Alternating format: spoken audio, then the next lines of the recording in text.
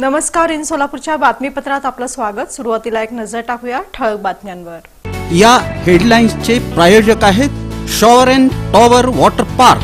या कडक उन्हाळ्यात मनोरंजनाच्या थंडगार साधनांचा आस्वाद घ्या। सोलापूर लोकसभा मतदारसंघातून भाजपकडून आमदार राम सातपुते तर माढ्यातून खासदार रणजितसिंह नाईक निंबाळकर यांचा उमेदवारी अर्ज दाखल। भाजपच्या विजयी संकल्प रॅलीत उपमुख्यमंत्री देवेंद्र फडणवीस यांचे विरोधकांवर टीकास्त्र, म्हणाले मोदींच्या नेतृत्वाखाली देशाचा विकास शक्य।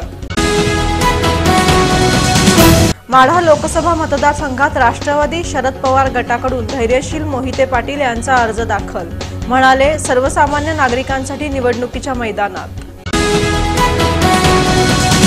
माजी नगरसेविका श्रीदेवी फुलारे यांचा अपक्ष उमेदवारी अर्ज, फाटकी साडी नेसून लक्ष वेधून घेतलं।